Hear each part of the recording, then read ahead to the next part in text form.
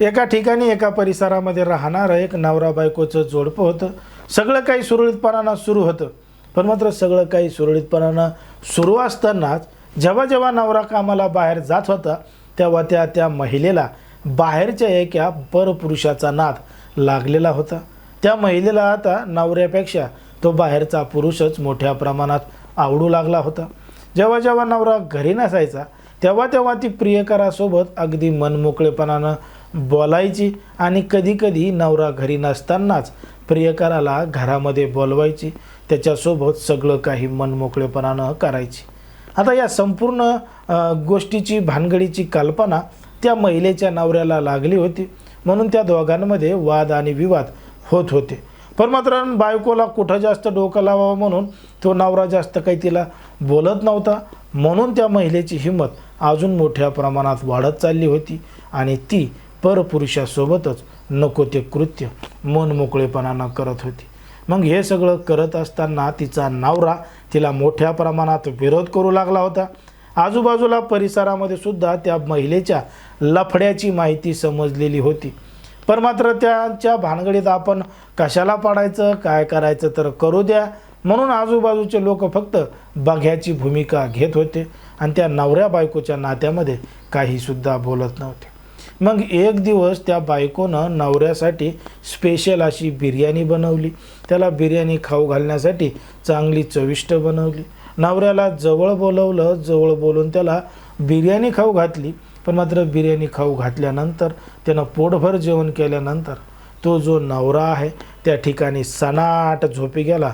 तो त्या ठिकाणाहून उठलाच नाही. पण मात्र नवराजवळ झोपलेला असतानाच त्या महिलेनं तिच्याकडचा मोबाईल काढला. मोबाईल काढून मोबाईलवर नको तसे व्हिडिओ लावले आणि त्या पुरुषाच्या बाजूलाच बसून नको तसे व्हिडिओ अनेक वेळा बघत बसली आणि व्हिडिओ बघितल्यानंतर प्रियकराला बोलवलं आणि जसे व्हिडिओ बघितलेत तसं नवरा झोपलेला असतानाच प्रियकरासोबत केलं आणि घडलं एक धक्कादायक प्रकरण, धक्कादायक घटना. नेमकं काय आहे संपूर्ण प्रकरण, कुठं घडली आहे घटना, हे आपलं अगदी सविस्तरपणे बघायचं.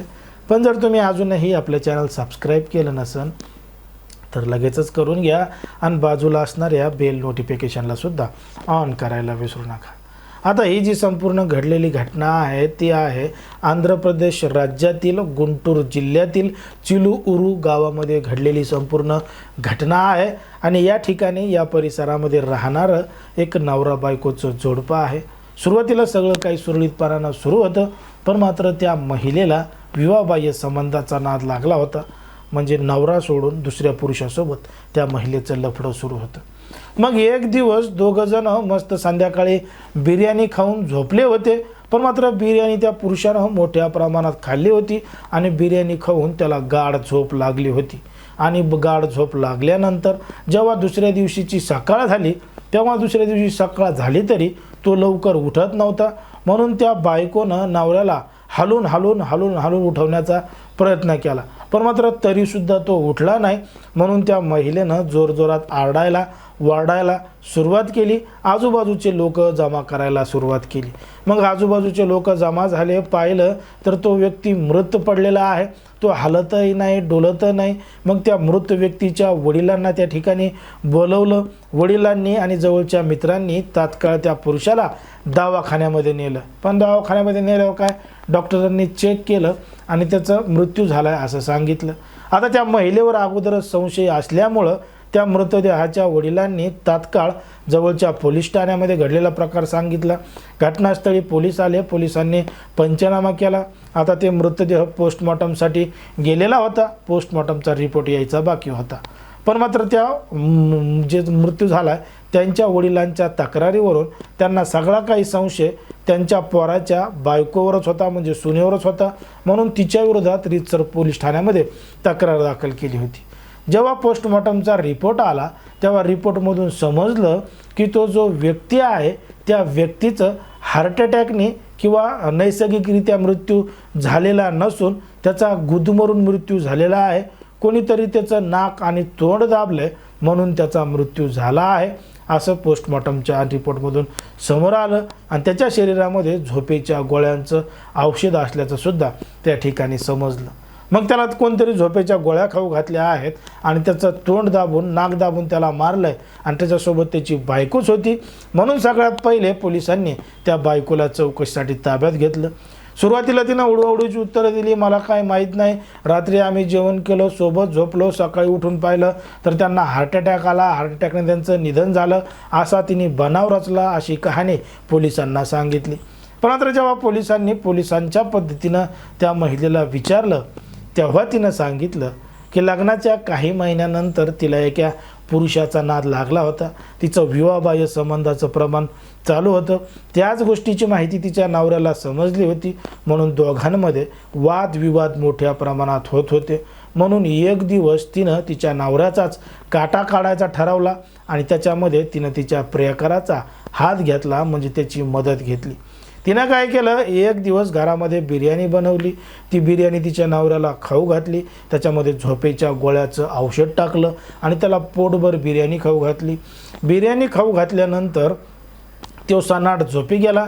मग मध्यरात्री प्रियकराला त्या ठिकाणी बोलवलं आणि प्रियकर तिच्या नवऱ्याच्या बोकांडीवर बसला. उशीनं त्याचं तोंड दाबलं, नाक दाबलं आणि जोपर्यंत त्याचा श्वास बंद होत नाही तोपर्यंत त्याला सोडलंच नाही. दोघा जणांनी मिळून त्याची हत्या केली. त्याची हत्या केल्यानंतर त्या महिलेनं त्या प्रियकरासोबत त्या ठिकाणी नको तसे व्हिडिओ मोबाईलमध्ये बघितले, अनेक व्हिडिओ मोबाईलमध्ये बघितले. कारण की जेव्हा पोलिसांनी तपासासाठी त्या महिलेचा मोबाईल घेतला होता तेव्हा तिच्या हिस्ट्रीमध्ये नको तशा व्हिडिओची लिस्ट मोठ्या प्रमाणात आलेली होती. म्हणजे जेव्हा त्याचं मध्यरात्री निधन झालं तेव्हापासून ते सकाळपर्यंत ती मोबाईलवर नको तसे व्हिडिओ म्हणजे भोगळे व्हिडिओज बघत होती, असं तिच्या मोबाईल तपासातून समोर आलं आहे. आणि प्रियकरासोबत सुद्धा त्याच पद्धतीनं करत होती असं सुद्धा समोर आलं. पण मात्र जेव्हा सकाळ झाली तेव्हा तिनं बनावरातला आरडावारडा केला आणि सांगितलं तिच्या नवऱ्याला हार्ट अटॅक आला, तिच्या नवऱ्याला हार्ट अटॅक आला. जवळच्या लोकांना वाटलं की आला असेल, पण मात्र त्या पुरुषाच्या मित्राला आणि वडिलांना त्या महिलेवर संशय होता. म्हणून त्यांनी तिच्यावर थेट आरोप लावला होता आणि पोलिसांनी सुद्धा तिच्यावर आरोप लावून तपास करून तिला अटक केली होती. आता त्या महिलेनं तिचा गुन्हा कबूल केलेला आहे. तिच्यामध्ये तिचा प्रियकरसुद्धा तिचा साथीदार आहे. दोघांना सुद्धा पोलिसांनी ताब्यात घेतलेला आहे आणि त्यांच्यावर आता कायदेशीर कारवाई सुरू केली आहे. पण मात्र सध्या समाजामध्ये, देशामध्ये, राज्यामध्ये कशा पद्धतीच्या घटना घडत आहेत, विवाहबाह्य संबंधाचं प्रमाण कोणत्या टोकाला जाऊ शकतं हे तुम्हाला या संपूर्ण प्रकरणावरून लक्षात आलं असेल. आता ज्या पद्धतीने हे संपूर्ण प्रकरण घडलं त्याच्यावर तुम्हाला काय वाटतं हे अगदी स्पष्टपणे कमेंटमध्ये सांगा. कारण की कोणाच्याही भावना दुखवणं, कोणाचंही मन दुखवणं हा आपला उद्देश नाही. समाजामध्ये जे घडतंय, मीडियामध्ये जे दिसतंय तेच सांगायचं काम आपण या ठिकाणी करत असतो. लोकांना सावध आणि सतर्क राहण्याचं आव्हानसुद्धा आपण या ठिकाणी करत असतो.